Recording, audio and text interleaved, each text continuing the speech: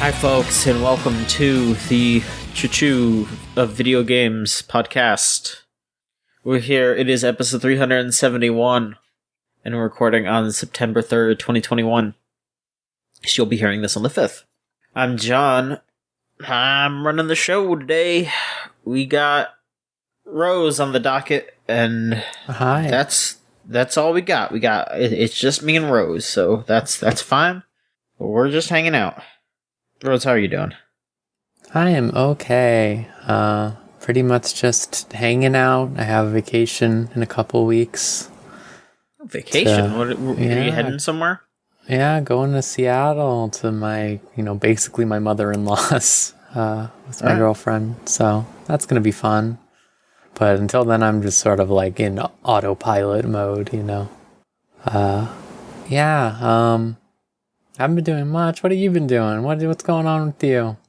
Well, I'm trying to get all my affairs in order. I'm moving at the end of this month to Texas, so right now is basically just, hey, you need to wrap everything up, dude. Like, let's get everything going. Let's, sort your affairs in order. I have, one more article to write for school, and then I'm basically done with that forever. And then, it's just going to be moving. So I just got to get that done. It'll be good to get it done, even if it sucks in the process. Yeah. This week has been kind of weird. It's just no news happened. The only news that we have written down are two rumors, basically. So I don't know. I feel like right now it's a bit of a weird time. I think next week will be that PlayStation stream, though, so we could talk about that. There will be the stuff that Sony would have done at E3 if they did E3, which they did not. And it was a real slew. Yeah, I don't know. We'll see. Probably not anything that I'm going to care about, though, because Sony's off in their own little fucking fantasy land these days that I don't give a shit about. I really don't understand why they've gone for this really boring approach. I know it's really easy to say this, but you'd think they would know, right? Just historically how putting your eggs all in one basket is not good, especially from $1 million game standpoint. Why would they just keep making the same game? Well, they're going to keep making the same game until it stops selling, and then they'll make another game, and then they'll just keep making that game.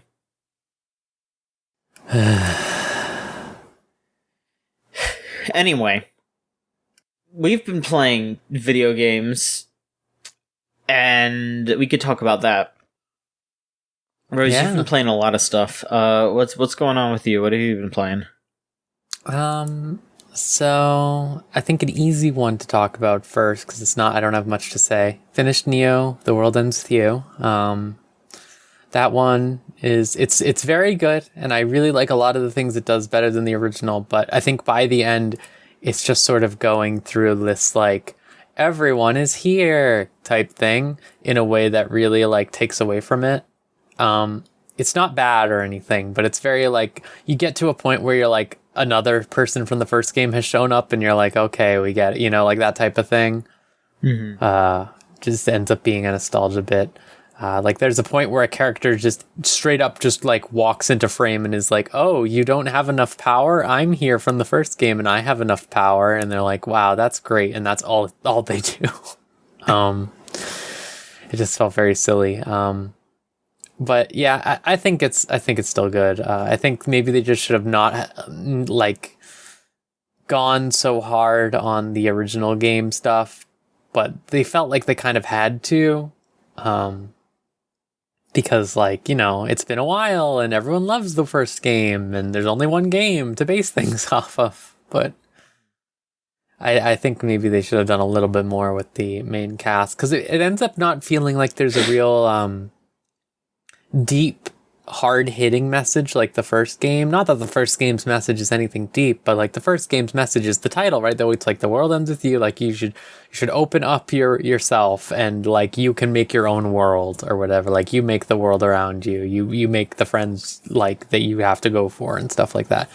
But then this game's just sort of like, like I guess make sure you are nice to your gamer girlfriend or something. Like there's like a lot of like little lessons throughout, but not one big like, you know, hammering thesis.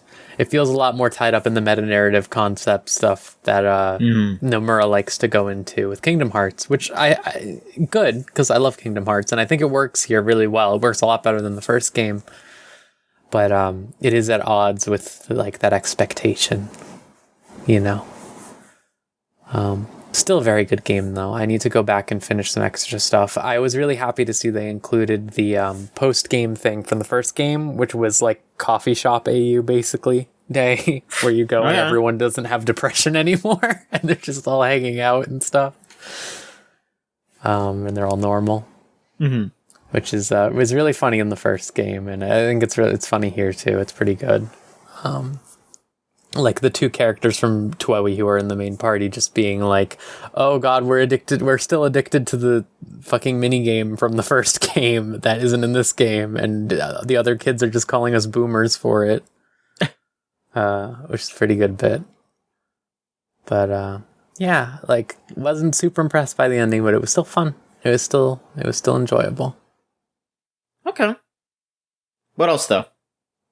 So then that was finally finished. I got further into Skyward Sword HD remaster rather. I mean, I like Skyward Sword. I'm a big proponent of Skyward Sword. I think it's good that they've removed a lot of the things that were frustrating about the original release, like you know, the text popping up every time you pick up the item you've picked up 100 times, for example. Right. That was, like, I think a big killer for that game. And also just making a lot of the conversations with Fi, your little robot sword girl, less forced and more optional. They were never, like, that bad in the original, but it's clear, like, they've toned it down. My only frustration with it so far is that the gyroscope in the Switch Joy-Con is not as good as the Motion Plus on the Wii. Okay. They've had to basically make a button, since there's no sensor bar, obviously with the Switch, they've had to make a button dedicated to centering your aim, because it constantly gets thrown off all the time. Which in a game about, you know, sword slashing in a specific direction, means you're kind of getting off focus quite a bit.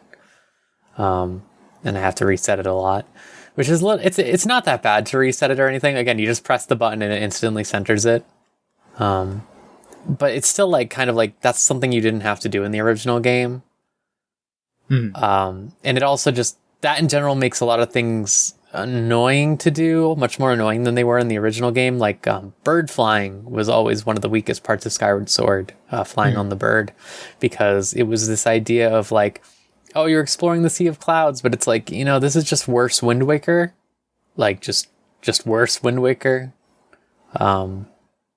And there wasn't that much to do with it, but it's still like, when you do the flying, it is really annoying with this new control scheme. It was never like elegant before, but you're definitely, with having to constantly recenter it and stuff, I find myself like being grinded to a halt, like consistently over and over again, because you have to fucking like flap the Joy-Cons and like press specific buttons and stuff like that, and steer it, and it's just like if you steer it too far, then it gets off center, you know. The controller controls seem fine, like the new ones they've added, where you just use the controller.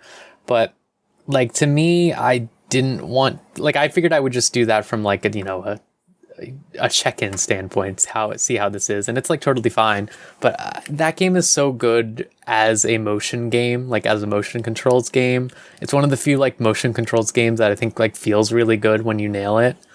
Like doing the first Girahim boss fight in the first dungeon or whatever, where you actually have to like aim your sword really well, and it actually feels like you're doing like a sword duel. Actually feels really good. It still feels really good, even though it's really fairly simplistic, and it's engaging in a way that like Zelda usually isn't. Because I mean, I think I love Twilight Princess, but Twilight Princess was like the peak of, hey, the enemy, the big boss you're fighting has a giant eyeball, right? And you're just gonna shoot the giant eyeball, and that's pretty much it for Zelda combat. But this is like fun, you know, like the enemies are moving their swords around. Sure, it's simplistic, but like sometimes like they're doing little funny tells, they're doing like spinning, they're jumping, and you have to figure out how to deal with that. It's a fun game, and especially in the face of like, I hated Breath of the Wild's combat. I thought it was really boring. And I also just think like when you make a Zelda game that basically has numbers that you have to take into account, it's like, ugh. But I just think it feels really good. I think it's really, if they weren't making Breath of the Wild 2, I would say I wish they would make a game like this that maybe doesn't have motion controls, but just like does some interesting stuff with the sword play, with like moves. Maybe give Link some Devil May Cry shit. Who cares, right? Like they started to do that with Twilight Princess, sort of. But then like we're still pretty stringent. I would just, the thing that strikes me about Skyward Sword is it is a game that is informed by Japanese game design, whereas Breath of the Wild is obviously Western game design. And I obviously have a preference for Japanese game design. So it's nice to see like how JRPGs were like, you know, Zelda is an action adventure and it's also an RPG is what it's always been called. And to see them actually lean into what RPG means at that point in 2012 or 2011, I think it was.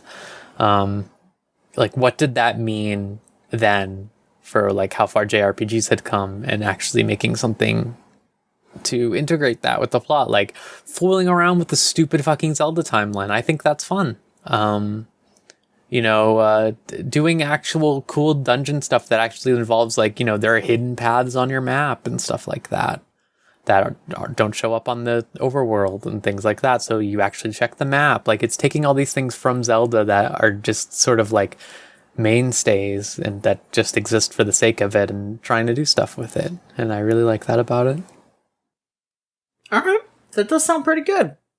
I'm glad that they touched it up in some smart ways and, made it a bit more, I don't want to say palatable because that would make it be like approachable. Approachable, sure. Just like usable kind of. Like it just like it has a lot more ease of use and like in general also it looks really good. The environments look really nice. Like the volcano looks gorgeous. A couple other areas look really nice. Like it's still, I don't think it's like, wow, this stunning vista in Breath of the Wild good, because sometimes that can look really good in that game, but that's because the Xenoblade people made that, so you know, and they're pretty good at that stuff.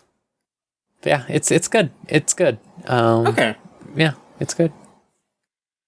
Would you recommend it to somebody who doesn't really like Zelda that much? It depends if you like puzzle games, because I think it has a lot more fun puzzles than it's nothing cerebral. I'm just saying, like, if you like to be moderately challenged. So, like, I don't know if it would be for you. I'm just saying, like, it is fun. You know, you don't have to think deeply about anything, but you do have to, like, actually go, like, oh, wait a second. I'm thinking about this from the more basic idea of what a Zelda is like, or, like, the more basic idea of what this type of game is like, and I need to think more like, oh, I should check the map. Oh, I should use this item in this way. Like, you have the little beetle you shoot around, right? And sure. Like, there's a ton of puzzles where it's like, oh, well, duh, I should have just fucking fired off the beetle and made it go through this little tunnel or something like that. And it's like fun in a way that like most Zelda stuff is just point the hook shot and go, like, you know. So okay, yeah, it's good.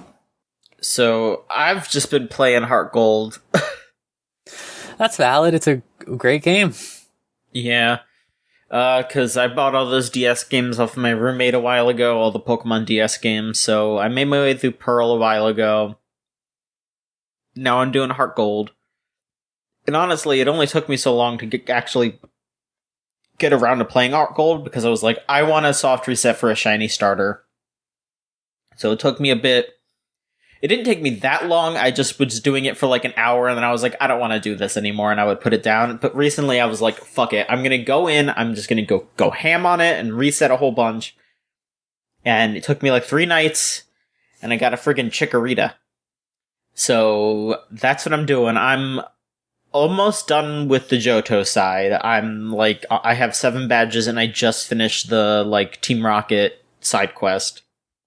So, I gotta go fight Claire. I don't even remember how to get there.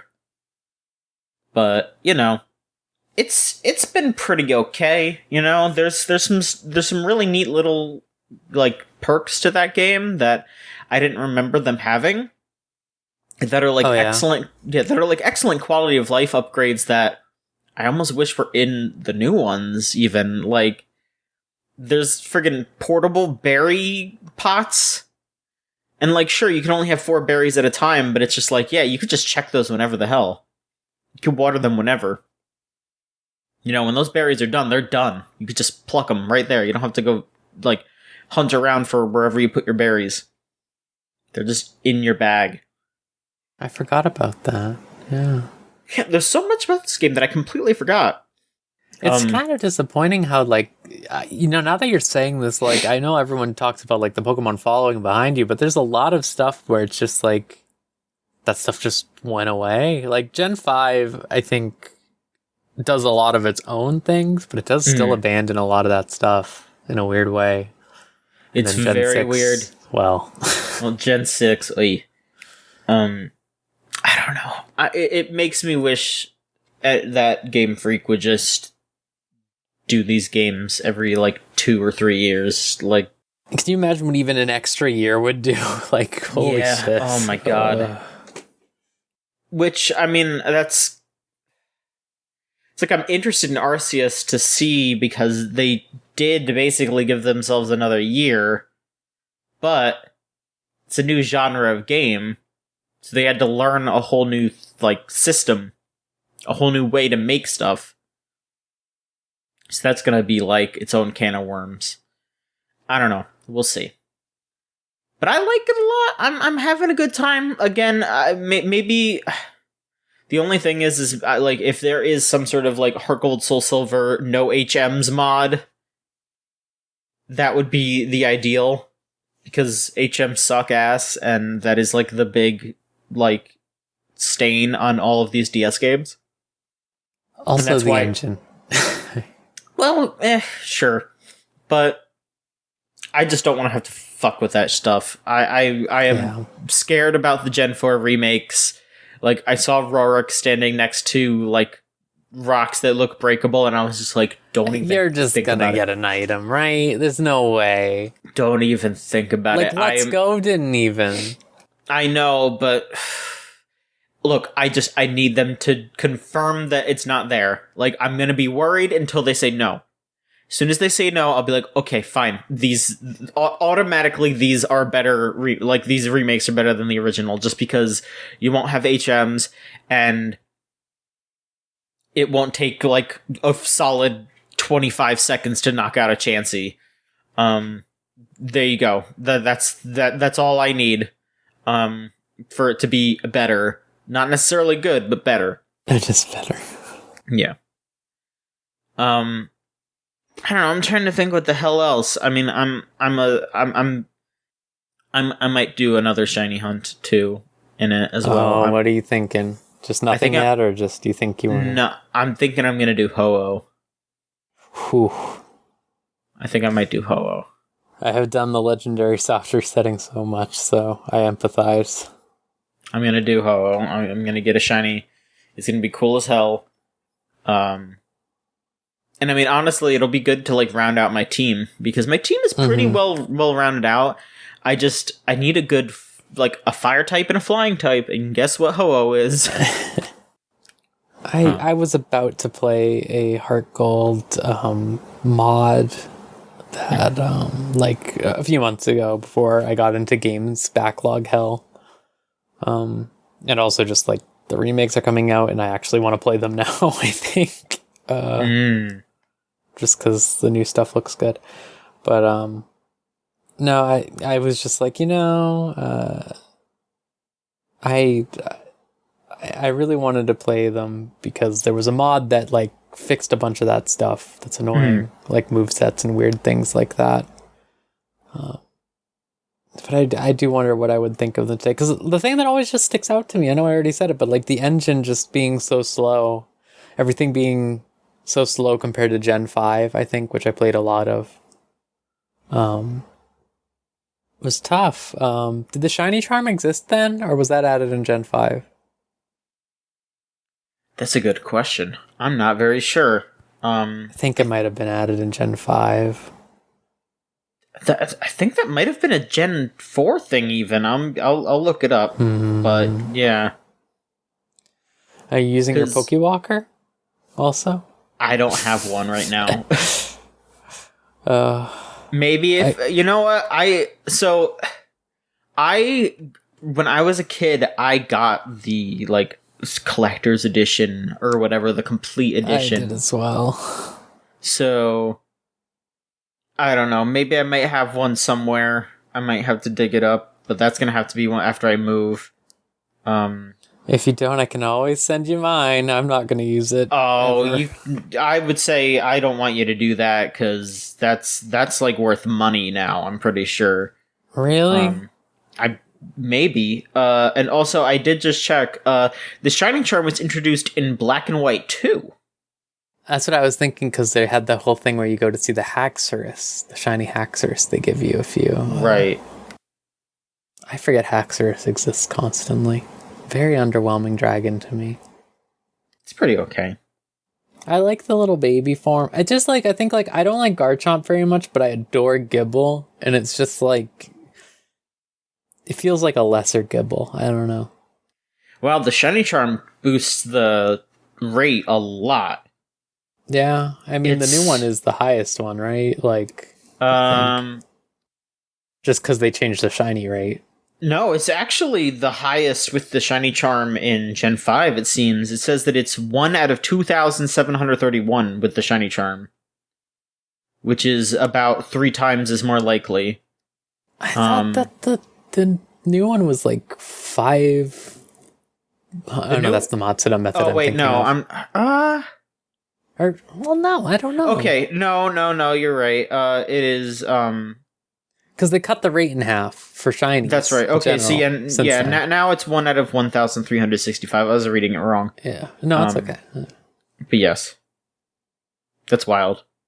Shinies are such a deranged concept. I know you enjoy them, but I kind of really wish they would overhaul it. I don't know. Make it like more interesting, because I feel like every time they've tried to make it more interesting, they've made it worse. I know you're going to be a sicko and you're going to say you love the fucking call for help battles, but I feel like there's a better way to do it. Maybe. I don't know. I think that there should be ways to do it. I mean, like, they introduced that the new sparkles in Sword and Shield, and maybe that could be something that they could integrate in, just to be like, yeah, sure, like, we can make it a little bit easier to get, like, shinies in general, but, you know, you could be like, I have the square shines, which means that I got it full odds, and, you know, like, the regular sparkles will be if you got it with like the charm or with like a method or something, you know, they could like if they just made it so they made it a bit easier to get them in general, but then just had it be like, okay, yeah, here's like my special one. That could be something. Okay, so there's like 2 bits of news here, and neither of these things have been confirmed, so I guess I'll just do one of them and then we can do the other one later.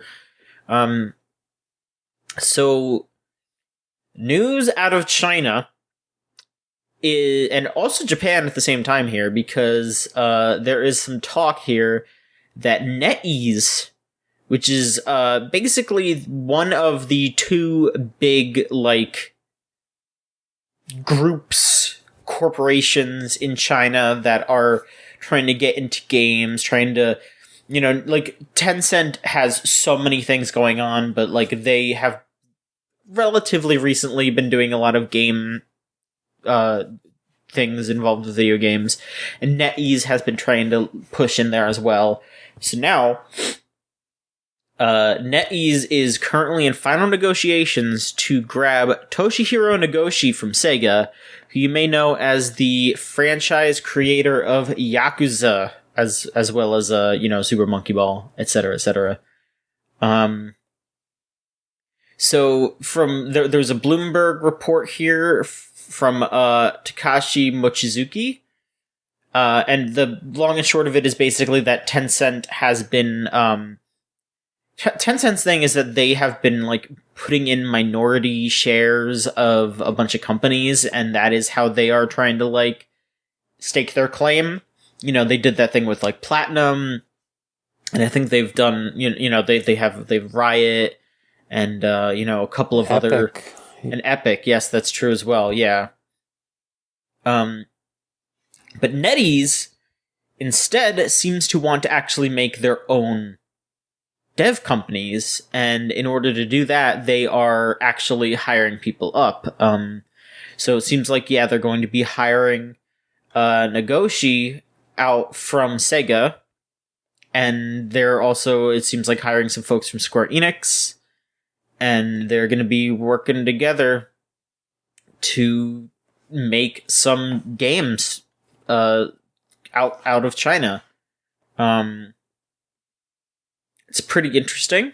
I am honestly more interested in seeing something from NetEase, seeing these like people coming together and making something instead of just being like, well, yeah, they're gonna like, I appreciate Tencent just like being like, here, we're gonna give you some extra money. Go nuts. Like, that's probably the best thing that you could ask for, instead of just being like, yeah, we're gonna like take over your company and you have to do what we say. Like, I much appreciate Tencent just being like, yeah, here, you know what? Go make whatever the fuck. It's fine. And, maybe you might get something good. Maybe you might get something like that, whatever the fuck Platinum's making, that Babylon's Fall thing that kind of looks like it sucks, but whatever. Yeah, I guess we'll see where this goes. It is a bit of a shock that Nagoshi is going to be leaving Sega. Yeah. If this goes through, this is not official yet. But It's actually, you saw the other news about Lost Judgment from this week? There was news from this week? Yeah, it's not big news. It's just, I think it's a broader implication for what might be happening with that series. Okay. They announced that they're actually doing post-launch like story DLC for the first time for one of those games.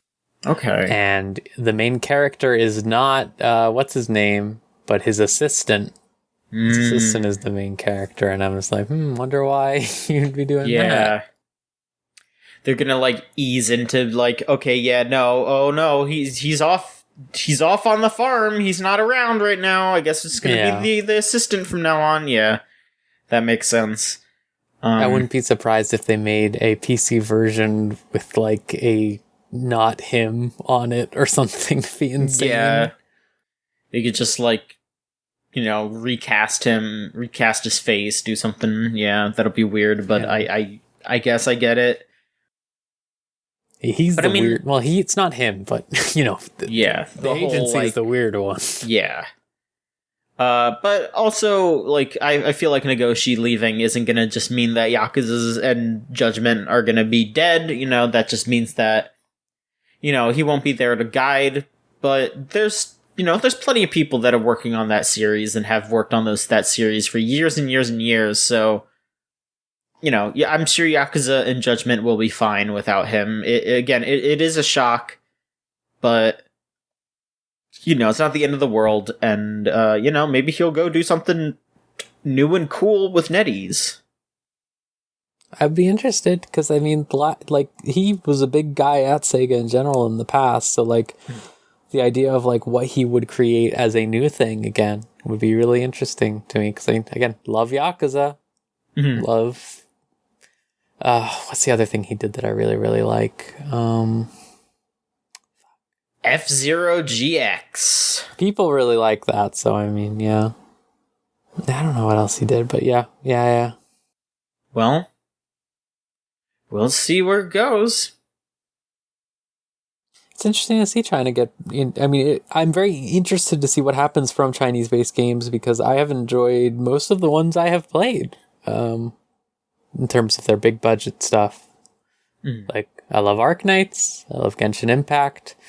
I enjoyed... what is it called? There's some, like... let me check my Steam. There's this adventure game, like this third-person pseudo-open world one that I was playing. It would be Gujan 3. That one. I've been playing. I was playing that. It's like a little sword guy game. Okay. But yeah, like every Chinese game I've played is like really interesting because this is like a culture that we haven't really been, exposed to their like literary / media. Their media. There you go. There's the word I can use. Their media for like in a genuine like ease of localization way. And it's been really interesting to see that recently, and I'm interested to see it. Yeah. All right. What else have you been up to, Rose? What have you been playing?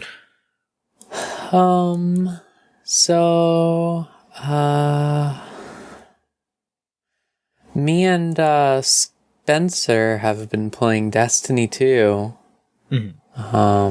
He's been running me through the expansion that I skipped, the Beyond Light expansion. And, I still really think Destiny's pretty fun. I wish that it wasn't, like, insane a lot of the time. Like, I think Spencer's put it best. I think he said it on the podcast last time he was on. But, like, Destiny is the type of game where you sit there and you're like, this is so good, but you're in agony over not being in the director's chair, being able to stop them from doing really stupid stuff all the time. I've always been a big proponent of how, like, I think them being in the Activision bubble with Blizzard as their exposure to MMO game design was one of the worst things that could have happened to their design philosophies. But, like, it's really like just bizarre to play this game. Like, it's like in Final Fantasy, right? For outfits, okay? When you get your outfits, you have to craft these stupid prisms or buy them, right? But it's like trivial, okay? It's like, it's completely trivial. It's like nothing. It costs like nothing. In Destiny, to get like the outfit stuff, you have to like do missions always. And they're like really specific. Like, it'll be like, go to this planet and kill 130 dudes with this type of gun, and then you'll get 1/5 of the ability to make an outfit. Like, not even like armor, like with stats, just being able to like adjust your outfit from an aesthetic standpoint. And it's so bizarre to me. And there's just a lot of things like that are weird, but like, again, it just sticks out extremely because so much of Destiny is like this really polished experience that's really like impressive how like severely dedicated to its aesthetics it is compared to a lot of things. Like when Final Fantasy fucks around and is just like, look, Rathalos is here, it's just like, yeah. Or like Final Noctis is here, whatever. It's just like they just slot those guys in there. The Yokai Watch event, very big, good example. But like in this game, it's just like everything is just on point. Everything matches the specific style, the specific idea. And it's really cool. And I've been enjoying that. I've been enjoying the gunplay, especially coming from Splitgate, which I really enjoy. Which I think we can talk about after this, actually, if you wanted. But I really like... I had underestimated from playing a lot of Halo recently how much I enjoy shooters where you have ability buttons. Because I've been playing Borderlands 3, which has less abilities than previous games in the series. And I found myself missing those abilities because it's fun to just be shooting and then you just press another button and an explosion happens or something. It's just like it's fun. It's fun to just like shoot a laser out of your arm every few seconds while you're shooting your gun. That's true. I do like to do that. Yeah.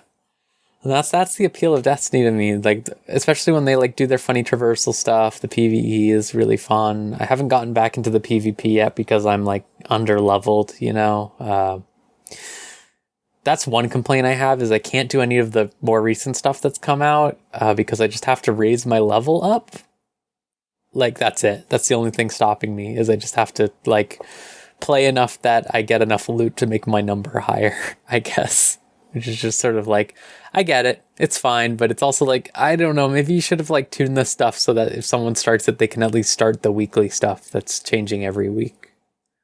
But I've been having fun, especially Spencer's a good guide. Mm-hmm. Always knowing where literally everything is somehow. Renovate enough times, you learn it. It's just everything. Like there's like these collectible penguins and he just knows where they all are. Like stuff like that. Like just like little things like, oh yeah, there's a dead body here that you can examine.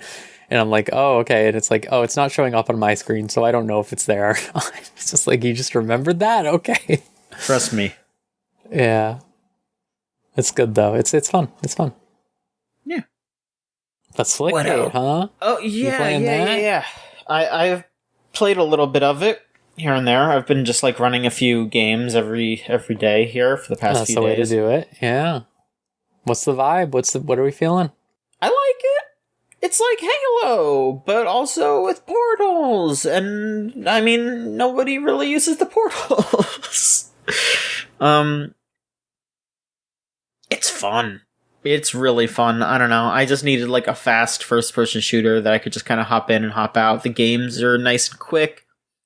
It's all the Halo modes. So you, like, I haven't gotten like far enough to unlock a lot more of the different modes. So it's just been like Team Deathmatch and SWAT and Oddball, I think, and PvP or VIP. Yes, VIP. I think that's all they have at the start. And I've mostly been having the most fun with just like regular Team Deathmatch or SWAT. That's definitely the most fun. I'm not really a fan of Oddball. I get it. It's just not really my thing. Like, usually when you're doing capture the flag kind of stuff, I prefer to just like actually capture the flag. I want to like bring something to somewhere instead of like having to hold on to something. But it's just really fun. Having a good PC Halo-like that is free, so everyone can hop in, and it's got pretty solid maps as well. That's definitely something that you need to have with a game like this. I'd say my only really big complaint is the some of the cosmetics fucking suck. Some. I would say most, but yeah. Yeah, like pretty much anything that isn't just like the armor dudes look horrible.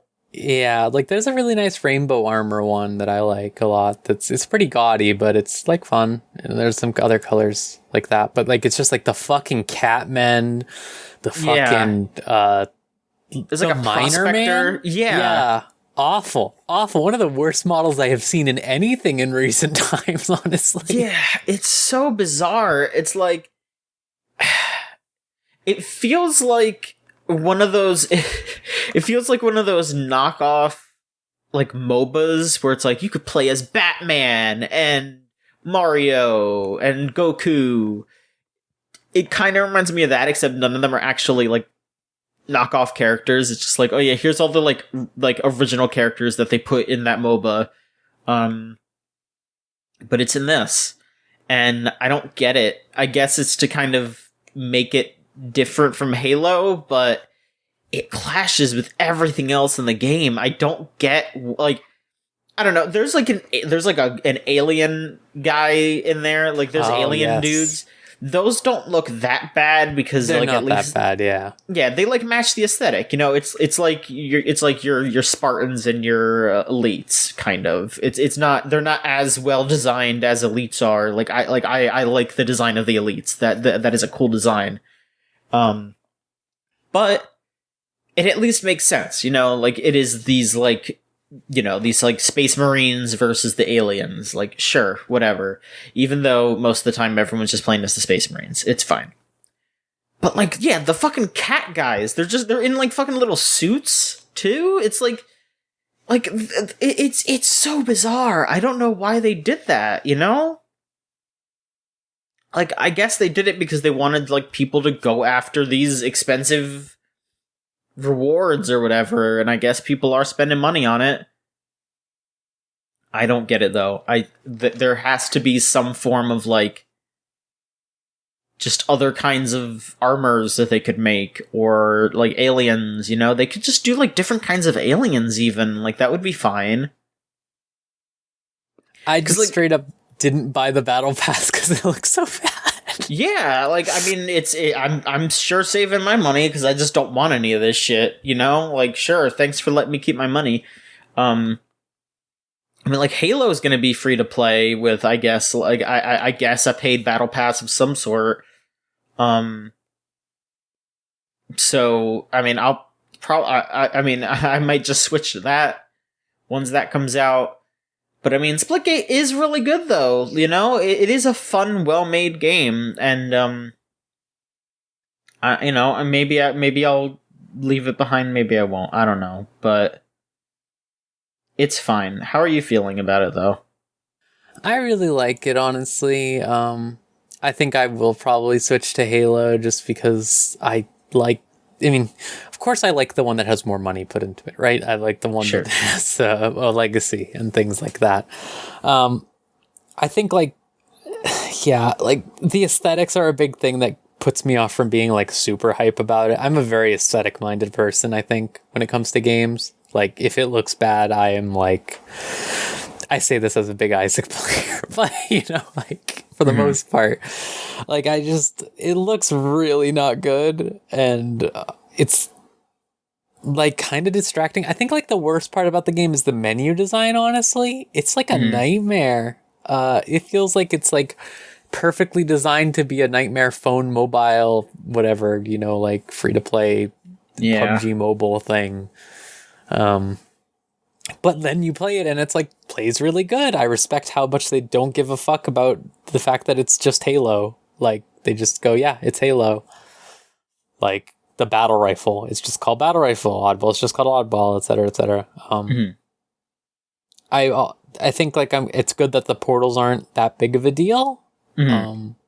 Like that's like the big thing that I think I was really scared of when I went to play it, was like, oh god, I don't have the brain to use the portals, and I've used the portals sometimes now, honestly, like after a good while of playing, and I think I get them now. Like I can work with them in a way that makes sense, but I didn't have to. Like I didn't have to engage with it in a meaningful way, or like in an obtrusive way. I just got to basically decide one day, hey, I think I'll be good at, I'm going to go try to be good at the portals. Right.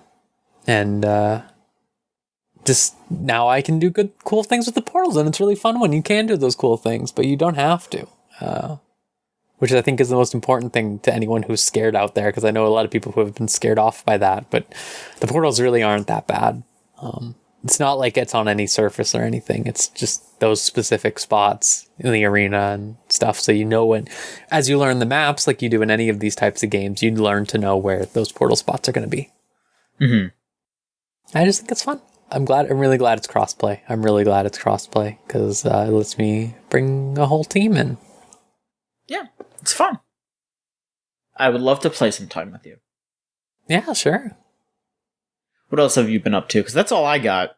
So what else are you doing? So I played a little bit of this game called Humankind,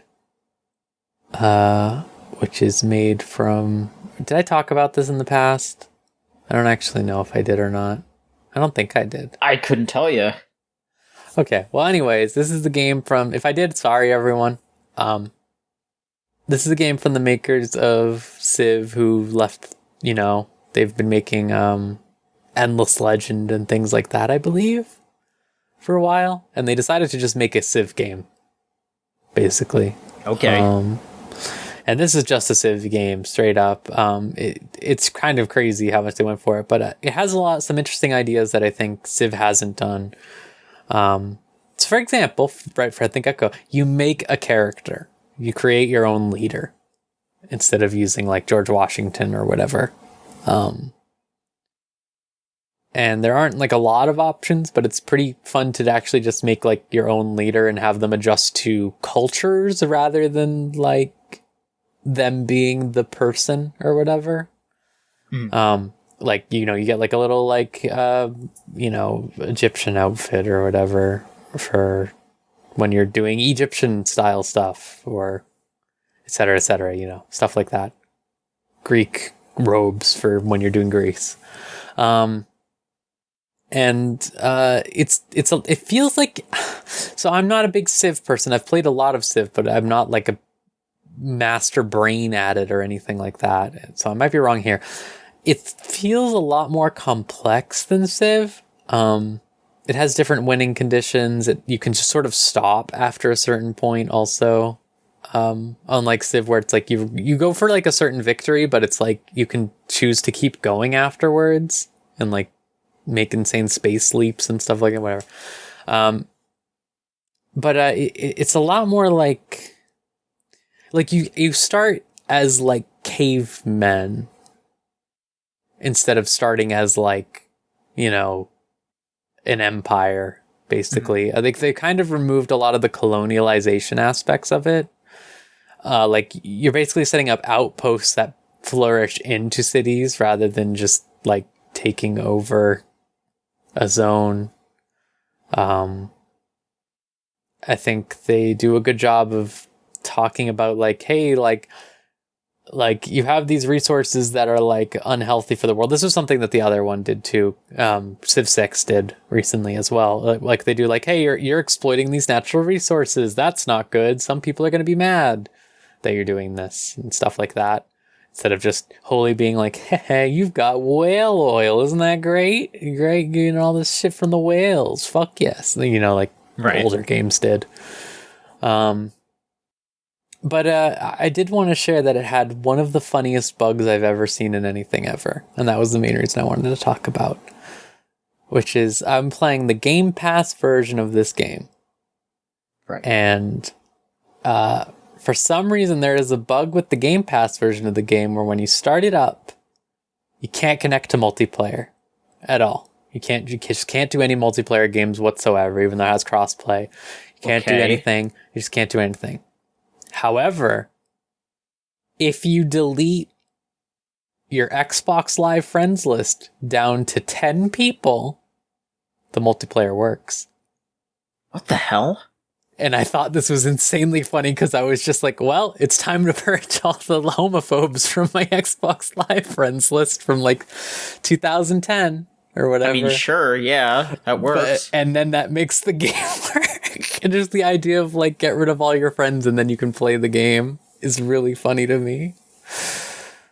It was really funny. I don't know how that happens. I don't know how that works, but I just remember my friend and I were playing it. We've been playing multiplayer with this, and I just remember him reading out the fucking like, this forum says that you should delete all your friends. Like, okay, I mean, that seems like something that they. I mean, is that still an issue, or have they fixed it? It's still an issue. That's nuts. Only that seems with the like Game something. Pass version. That seems like something they would want to fix like that day. What are they doing? They're not a big team. I think this is published by Sega though, so you'd think like. Yeah, that's so bizarre. Yeah, as far as I know, it has not been fixed. But it is extremely funny, and I guess I'm glad that I did have that opportunity to finally purge that friends list. Like I should have done that forever ago. It was good, wholesome feeling, but it was extremely funny to be like, do I want to remove this person? This gets me to 10 so I can play the game. It's just an insane thing to happen. Oh, it was insane. How does that happen? I don't know. That is so bizarre. But then once I did that, the game ran fine. The multiplayer was totally all right. You select little logos and stuff like that, little emblems and like colors and the usual stuff. I think there's like Edgar Allan Poe is one of the like AI generated people, which is weird because then you're just seeing this fucking Edgar Allan Poe wearing like a toga fucking talking to you about how he's going to kill you. That sounds pretty good, honestly. It does sound pretty good when I say it all like that. Oh. But yeah, like there's a lot of interesting things. Like Civ, the later Civ started to add like the barbarians evolve into city states or something of their own and stuff like that. And then this one like further expands upon that by it's like, hey, you can like become a patron of the like barbarians evolve city state, and then they will be like you can just assimilate them basically over time into like a larger thing, but they like retain their cultural things, like their separate cultural like impact stuff. Like I ended up losing one of my cities just because I didn't like create enough of a strong like identity for what that city should be. It just sort of became one of my labor mills basically, right, as would in a game like that. So then eventually that city just was just like, fuck it, like we believe in the religion of this country nearby and we're just gonna go join them. And then I just lost that city. And I like stuff like that. I think it's interesting. It's you have to think about a lot of things, but it's not too overbearing. It's interesting. That game also has a thing where you can do combat like Civ, or you can like actually like do Fire Emblem-esque combat, sort of. That's overselling it, but you know, like you actually could control, like you move them around the tiles, you set up squads, you like gain like terrain advantage and stuff like that, and you can act out like the whole battle, or you can just do it instantly like in Civ, and I think that option is cool. I think what games like these just need to have more like you can do this, or you can just make it fast given the type of game it is, and I think that's cool because there was definitely times where it's like, okay, for this fight I'm just straight up gonna like steamroll them, so why would I act it all out? So just do it. But like if it was like, oh, I don't know, then I'll like, oh, it says that I'm weaker than them, but if I get up on this hill, I could probably destroy them, and then I do that, and it's cool. Right. Yeah, it's fun little game. Okay. Is there anything else, or should we go to the last bit of news? Real quick, I've been playing a VN called Full Metal Demon Muramasa. That just came out. It's from 2009. It finally got localized. People have been asking for this to be localized forever. Finally did last week. Pretty fun. It's about this. I mean, it's pretty dark. I don't know. Actually, I shouldn't say it's pretty fun. It's a pretty dark one. It's about like an alternate history world. It deals with a lot of stuff like imperialism, what that really genuinely has meant for like. Certainly this is an alternate history, but it is the type of thing where it's like, yeah, guess what? This is what imperialism and like the United Kingdom and America did to the world, basically, like how much it fucked it up even in these places, how that warped their cultural identities, how that defines like these ideas of what a hero is, for example, and stuff like that. It's really interesting. I like it a lot. It's got mechs, things of that nature. Really fun, really edgy. I truly wish that developers, you know, we've talked about this with Nasu before, but these developers need to get ringed out before they come into the office or before they start writing, because like the hentai scenes, as it were, not very. I could do without this. I think I'd be fine if I didn't have this. I mean, but still, I looked on Wikipedia, and the reception segment is just one sentence that is, the game is regarded as a masterpiece in the visual novel community. Yes, it's called a kamige, if you will. A god game, yes. Yeah. It's pretty good. I'm not that far. I haven't even finished one route yet, because there's multiple routes, I know, but I kind of take these things slow until I don't. you know, like when I played Fata Morgana, I was doing like, you know, like I think half of a chapter a night. And then I finished like the 5th chapter and I was like, fuck it. Like one day we're doing the last 5 chapters. Like I'm just going to read this because I am hooked. And I'm sure the same thing will happen here. I already have gone up. I've already stayed up too late reading it because I'm like, you know, I'm just going to get to the end of this sequence. And then I'm just like, oh, but it keeps going. I just got to see what happens. Yeah, I'm looking. Yeah, this is definitely a game that is that was grabbed because it has the porno scenes. Because I'm looking on here and it's like adults only for this game, and it's like being sold by the same people that are doing like Opie women are crazy or whatever the fuck. You know, it's like make sure you pre-order. If you pre-order from our store, you could also get. Like, if you're stopping by to get Muramasa, make sure that you pick up Hentai Girls in Trouble, too, or some shit. You know, it's like, alright. Yeah, and it has quite a bit, but... Yeah, it's so good, though. Outside of that, right. It's insanely good. It's, like, really, really good. Yeah. Yeah, I think, like, I've always said this with VNs, like, my biggest weakness is I just can't stand it. I just can't stand all the HC. I know it's, like, a required thing, basically, it feels like a lot of the times. Like, that was why they put it in fucking Fate, but, like, it's just, like, I'm not embarrassed by it most of the time, honestly. I don't care. Like, this is stuff that is at least, like, unlike a lot of anime that does questionable things, this is at least, like, you know what you're getting into. It's an 18 plus game, but it's really like frustrating, I think, to be reading like, oh, I'm reading about this really fucked up and sad thing that's happening. Damn, this is so fucked up, and I really want to see where this is going. Oh, they're fucking. Okay. Okay, they're fucking. Like, just over and over again. Right. Still good, though. Ooh, do they have a character from that game in Nitro Plus Blasters? I think they do. Oh shit! You're gonna have to learn Nitro Plus Blasters. I mean, Saber's in Nitro Plus Blasters, so I know a Boogie Pop's an assist. Boogie Pop should be playable. I know. I don't know what they were thinking with that one. Boogie Pop fucking owns. Well, I mean, there's those rumors that fucking Saber might be playable in Melty, so I don't know. We'll see. We'll see. Alright, last bit of news here. And then we can do some questions. So, hang on, let me take a turn. Recently, there has been a lot of rumors about Game Boy and Game Boy Color games finally getting added to Switch Online.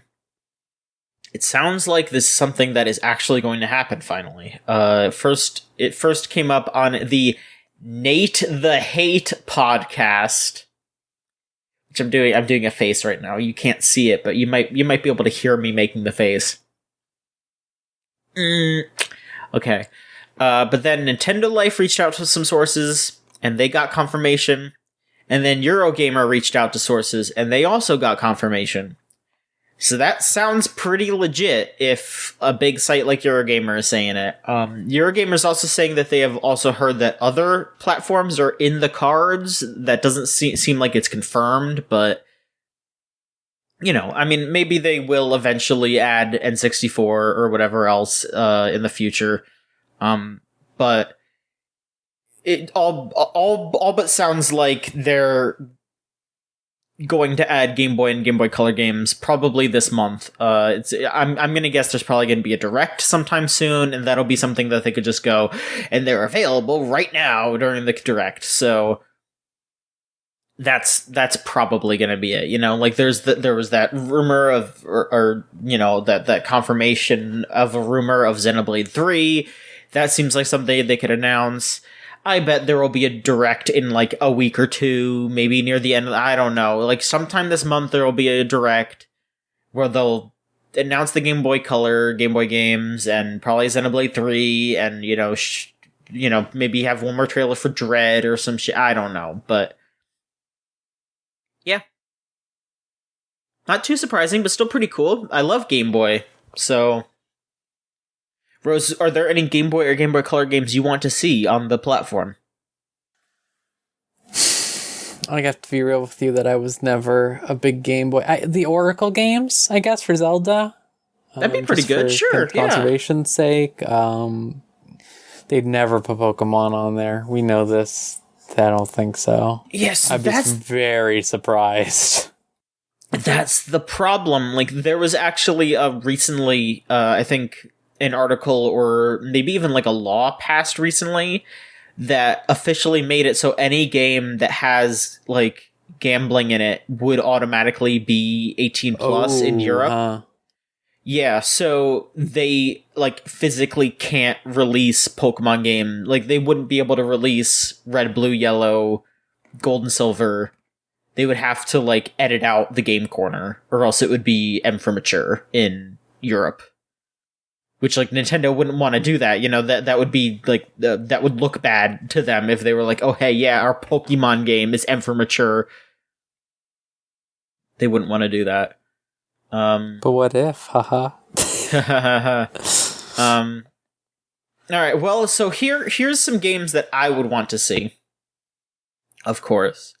We got the best Game Boy game ever, Donkey Kong 94, baby. You know what's up. Everyone needs to play Donkey Kong 94. As soon as they... Listen, there's like a 90% chance they're going to put it on there. I want everyone to try it. It's really good. Please check it out. That is my plea from me to you. We got Mole Mania. Mole Mania fucking whips. Hamtaro?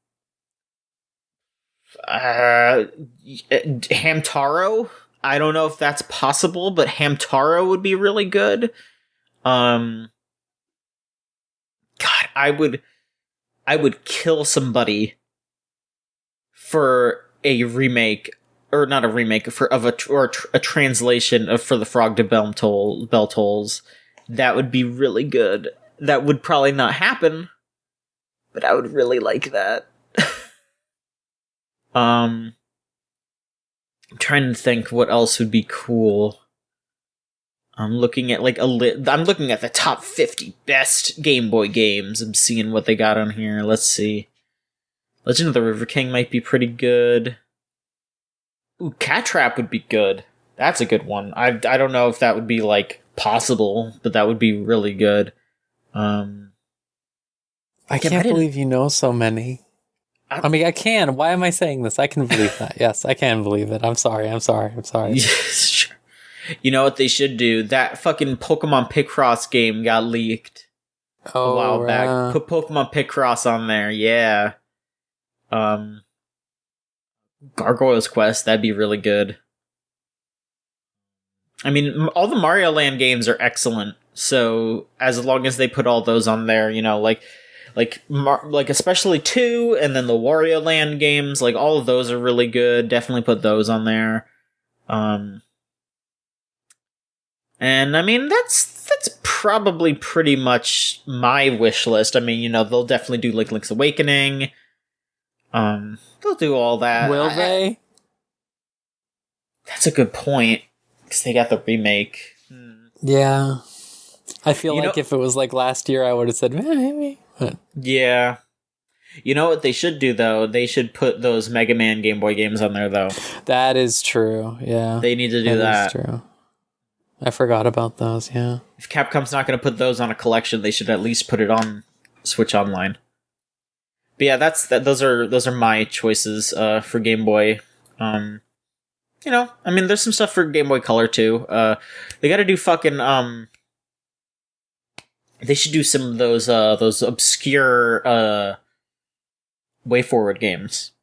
Make it so people aren't spending $150 for fucking Wendy Every Which Way or whatever the fuck, fucking hell, yeah. Yeah. But yeah, there you go. Those are my choices. You ready to move on to questions? Yeah, sure. I will say, I really truly hope, at the very least, that they don't fucking do more of the stuff they've had on the NES compared to Japan's output, because it is truly harrowing to see every month. Yeah, I mean, like I mentioned for the frog, that's probably just going to be in Japan. They're not going to translate that unless they're going to do some kind of like insane physical version or like limited time buy this here thing like they did for Fire Emblem. If they're going to translate it, they're going to make some big deal out of it, even though nobody's going to buy it except for weirdos like me. I mean, unless they make it like super rare, like, oh man, here's all the rare shit, because then people are going to be freaks about that. But I don't know. I mean, I'll buy it if they put out something. I'll buy it. I won't be too happy about it. They should just put it on the thing. Okay, that's enough Game Boy rambling. I could Game Boy ramble all day. Let's move on to questions. If you want to send in a question, go to videogamechoochoo.tumblr.com/ask, and you'll sound like these fine folks right here. Harlequin Wales asks, which video game character would make you the most worried if you saw them hauling ass past you?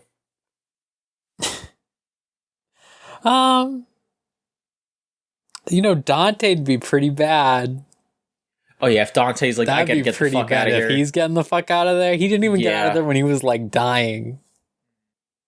Master Chief. Ooh, Master Chief runs a lot is the thing, because he's smart, so you'd know to follow him.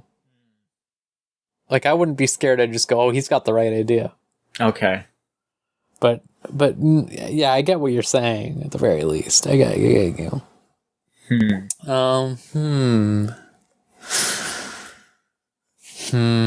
know what?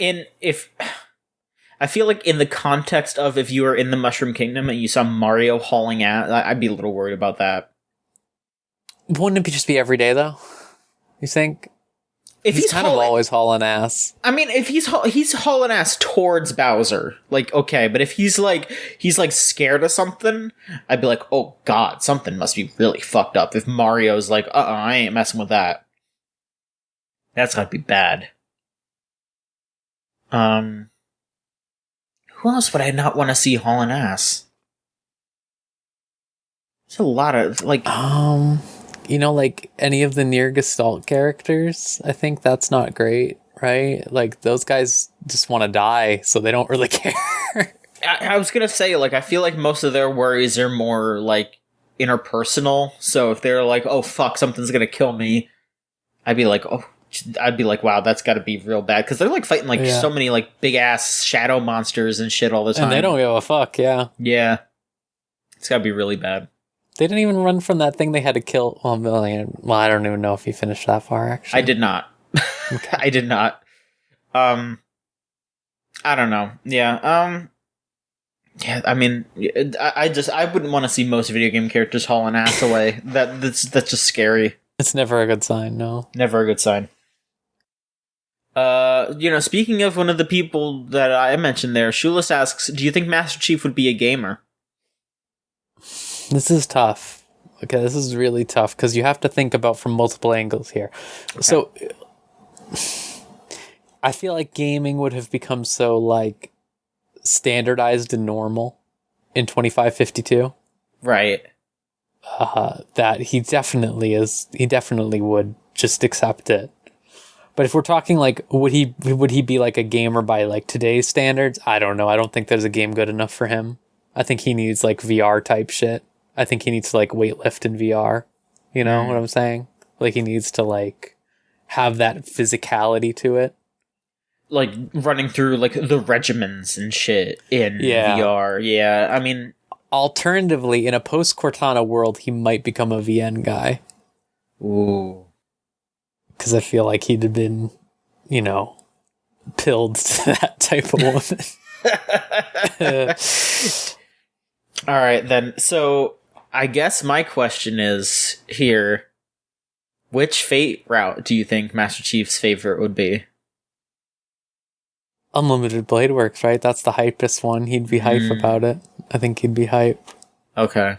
But he would also actually relate to Shiro's struggles in the standard Fate Stay Night route, as well as Saber's, grappling with her identity. I see. Heaven's Feel, I think he would say is good, but he doesn't really like it that much. He's like, I just can't relate to this. Yeah, he can't, he thinks that he has a healthy parental relationship. He does not. I want to make this clear, but he thinks he does.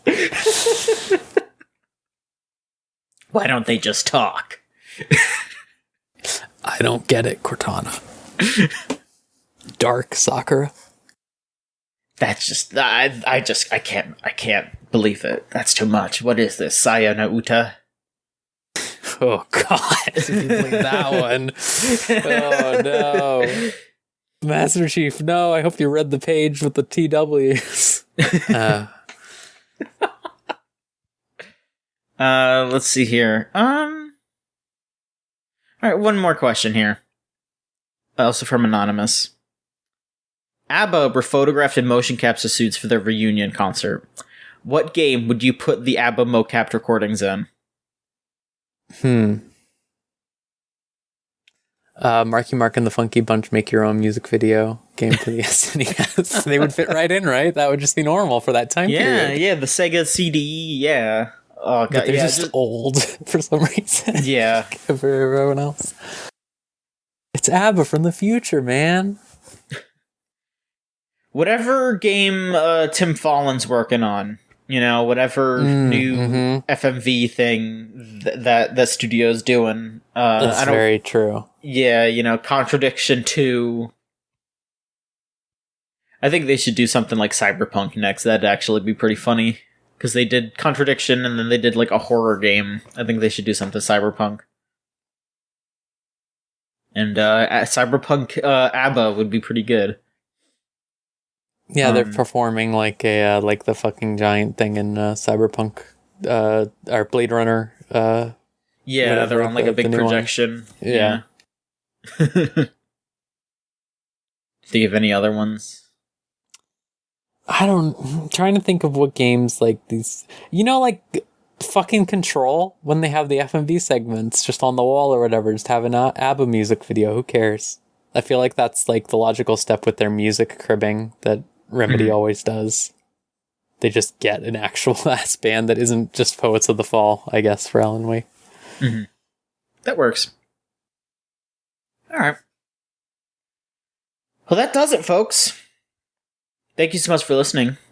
Short episode this week, but you know what? Not a lot happened. Last week there was only a bunch of shit. Us also, so. Well,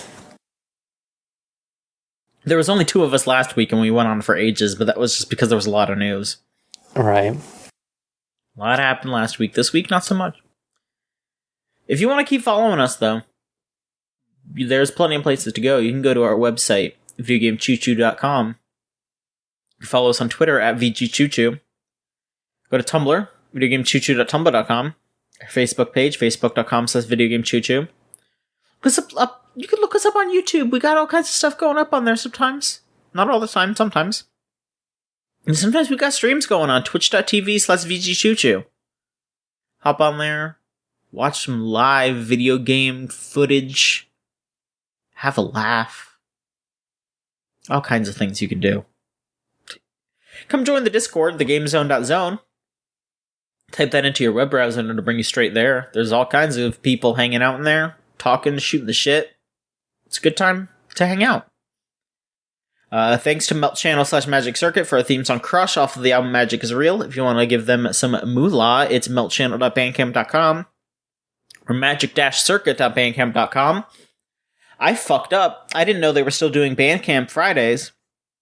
I thought they stopped it, yeah, okay. I did too. I guess they're still doing it. So unfortunately you missed it this time, but I guess next month, maybe buy some of their music. It's all there. And that'll all go straight to them. Of course, thank you to all of our patrons. Patreon.com/VGCC. You just give us $3 a month to get all of our stuff a week early. Rose and I, as well as LV and Mav, will be back next time we record. We do Unlimited Railworks, the anime podcast, every other week. And you can listen a whole week early if you just give us $3 a month. So that's 2 episodes per month. That's $1.50 per episode. I think that's a steal. And we're putting all that money towards revamping the website. Revamping the website.